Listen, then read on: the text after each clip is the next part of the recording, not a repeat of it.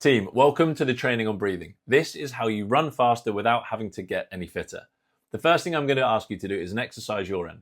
For 60 seconds, I want you to sit back, relax your shoulders, and take long, slow breaths in and out. At the end of that 60 seconds, I'm going to ask you to check your wearable, your Garmin or your Apple Watch, and look at your heart rate.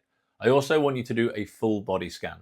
I want you to be very aware of how you feel in terms of comfort and control, both mentally and physically. Pause the video because I'm not going to sit here for 60 seconds.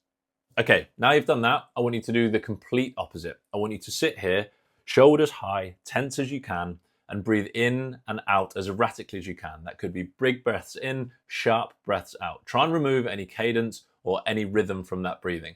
And I'm going to ask you to do exactly the same. Check your heart rate at the end and also that body scan, that level of comfort and control that you have mentally and physically at the end of this exercise. Again, pause me because I'm not going to sit here for 30 to 60 seconds. Perfect. Now you've done that, I want you to compare the two. Did your heart rate change?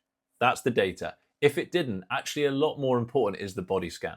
Your level of comfort and control mentally and physically from slow breathing compared to exactly the same with erratic breathing. The thing I'm trying to bring to light here is that your breathing is not an outcome of exertion. It is an input, and that input dictates the level of comfort and control that you have mentally and physically. And both of those things massively impact how you're going to run. Your breathing is an input that informs your body how well it's functioning. If you're in control, it tells your body, we are fine, we are capable, we can maintain this pace. If you lose control of your breathing, that's when things start taking a turn. You'll recognize all of these scenarios when you're trying to run fast. The first thing is your self-talk takes a turn. If your breathing gets out of control, you start telling yourself, this is hard, I can't maintain this, and that's when you stop attacking the run.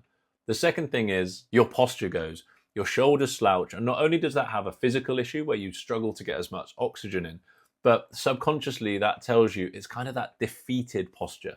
No one walks around like this if they're in control.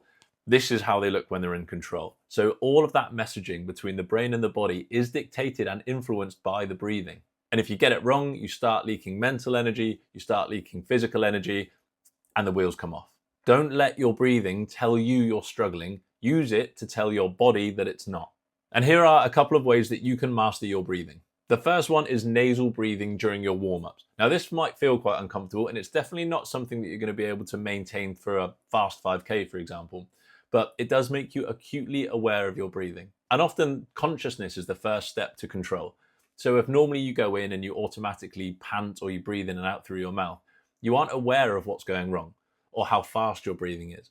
So next time you're warming up, I want you to just purposely breathe in and out through your nose because consciousness is the first step towards control. The second thing is to try silent breathing. Now this is going to be a lot easier on longer, slower runs, but it's again a good test of how much control have you got.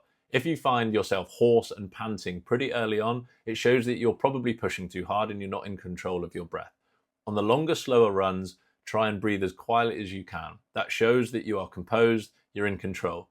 Now, you should not be able to do this at the end of a 5K time trial. You should be panting and very loud by the end of that. So the longer, slower runs and the warm-ups, just get used to trying to keep that as quiet as possible. Play a little game with yourself.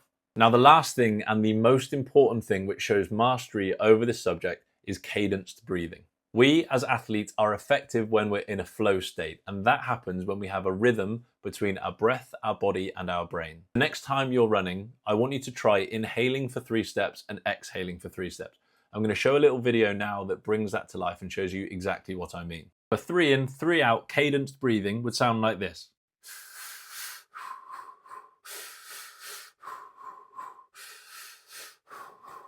And you can see that the breath is locked into the footwork and it creates that rhythm between the brain and the body and the breath. That 3 in and 3 out rule isn't a rule of thumb. You can change the numbers.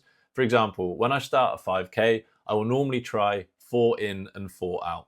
At a point, that becomes too slow and I need more oxygen in, and I'll reduce it to 3 in and 3 out. What I do to save more time next is I'll reduce that again to 3 in and 2 out. So I'll breathe in, out. So it's actually every 5 steps I change my new cycle. And with exactly the same running clip, I can show you how that would change. In this case, it would be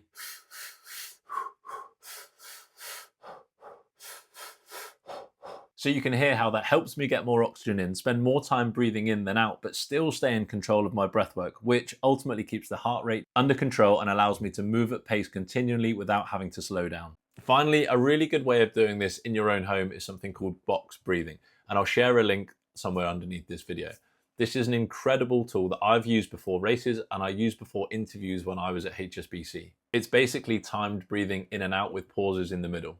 It improves control over the nervous system, it builds resilience to CO2, which is super important when you're in that sort of threshold range. It lowers active and resting heart rate, trains mental focus and resilience, and it helps with sleep and recovery. So I hope that was all helpful. I want you to try the nasal breathing, I want you to try running slowly, but the thing that you need to master is that cadence running.